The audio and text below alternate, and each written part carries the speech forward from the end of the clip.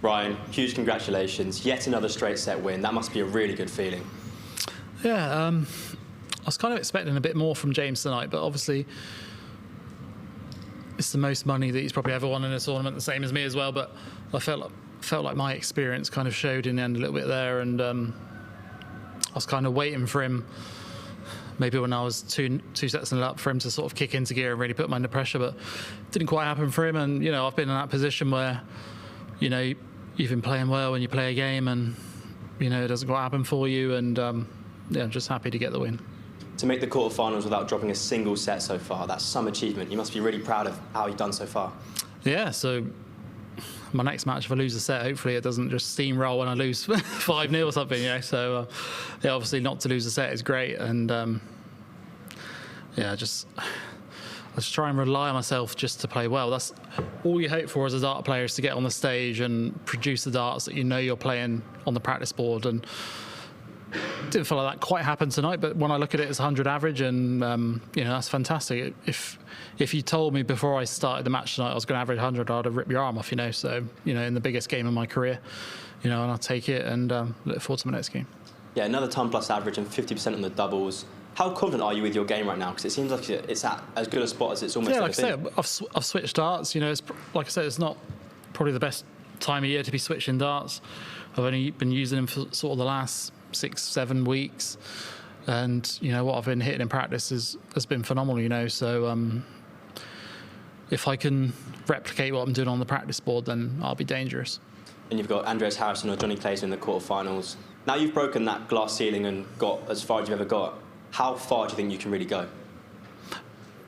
Yeah, I think if I can play my game that I know I can play, there's no reason why I can't go the whole way, you know. And if I didn't believe that, and if other players didn't believe that, then, you know, there's no point in being here, you know. So I met Johnny in town earlier. We were walking back from getting a coffee, and we saw him in town, and we had a chat for 5-10 minutes, and sort of said to him, you know, if we both win, we'll play each other, and you know, if we win, I'll look forward to that. If not, I'll play Andreas, and you know, they're both fantastic players on their day, and I look forward to it. Congratulations. Cheers, mate. Thank you. Ryan, congratulations. You touched on going all the way. Who would your dream final be against, Luke or Gary? Which one would you prefer in the final? Oh, that's a tough question there. You put me right on the spot. I think it'd be good if me and Gary play each other in the final, just because, you know, we practice together, and it would have to be different from our practice sessions because he hammers me, you know. So yeah, obviously if me and Gary played each other, it'd be fantastic. But if not, me and Luke. And I was with Luke's son at breakfast this morning. We were playing with his cars, you know, chucking them across the table and stuff. And, you know, it's a good laugh. And yeah, whoever it is, it'd be cool. But like I say, we can't look any further than our next game. And yeah, we look forward to it. Hard to believe this is your first TV quarter-final since the match play in 2023. Someone of your ability, is that a hard stat, and surprised even you that you haven't kicked on from? Yeah, like, I feel like I'm a massive underachiever as far as majors and stuff is concerned. But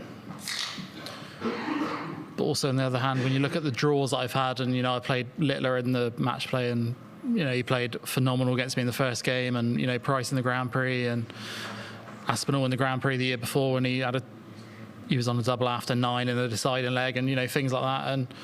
And yeah, it's a bit of a pill to swallow, but I feel like now I've got a little bit more of a stronger mentality, and I'm kind of ready for sort of bigger matches. Obviously telling the world as well that you haven't got your other half a birthday present. It's going to cost you a bit more tomorrow shopping-wise, is it? I know, yeah. I was trying to look for a Poundland to try and pick us something up, you know what I mean? So, yeah, got a couple of days off now. Try and stay away from Rachel, Gary's partner, because she's always trying to get Sophie out shopping with my card. So we were trying to avoid her at all costs. And, yeah, like I say, I'm, you know, over the moon to be in my next round now, and I can't wait. Well done, Ryan. You said that was the biggest game of your career, bigger than reaching the final of a major? Yeah, I think so, just because what's potentially at the end of this. You know, when I reached the final at Minehead against Peter, and I hit a 177 to leave 24, and he took out 62 last start.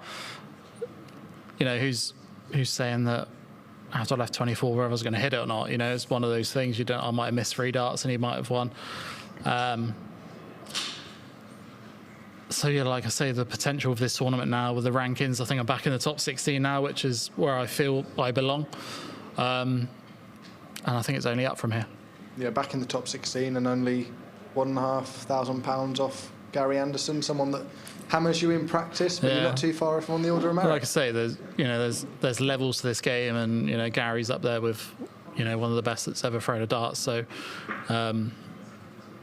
it wouldn't surprise me if Gary was to go on and make the final. So if I can just keep building on what I'm doing, I'll be happy. But to say you could overtake him in the order of merit with one more win.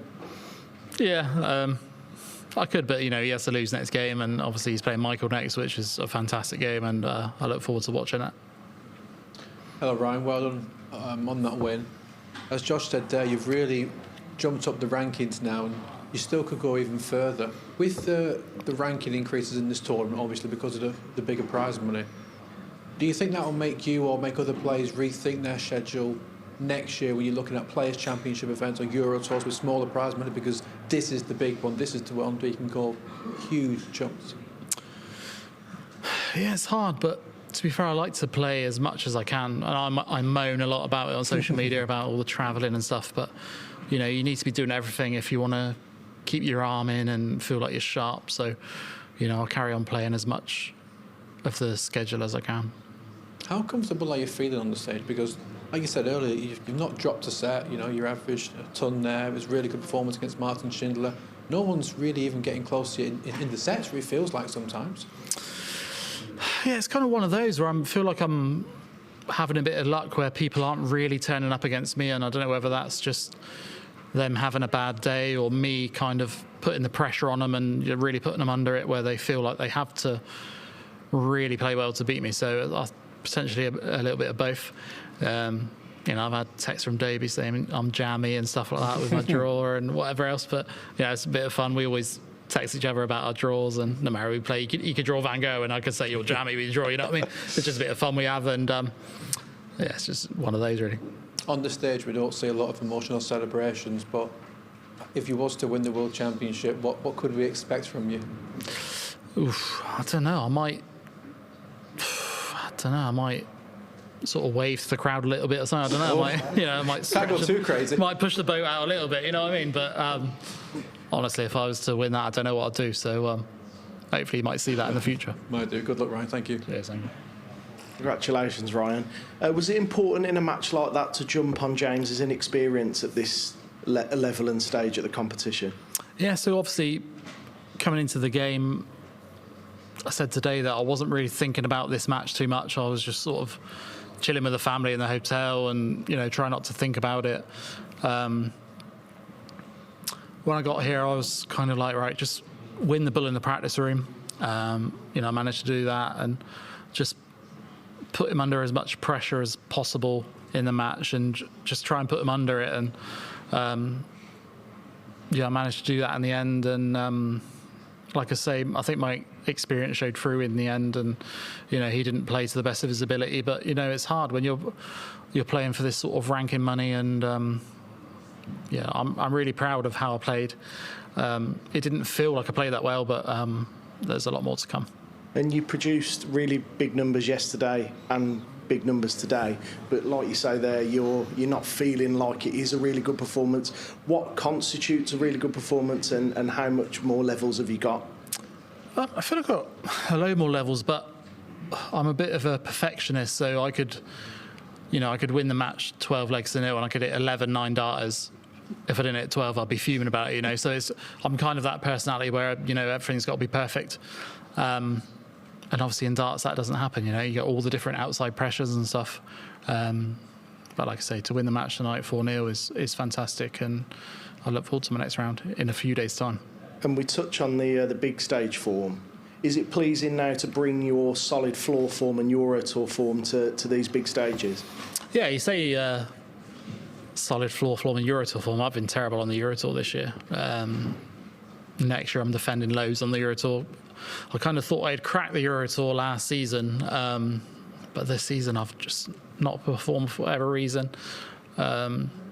but I feel like I've cracked something on the big stage now with my focus and how I've played. So I look forward to, you know, the rest of the tournament and the beginning of next season and as we go forward. Well done.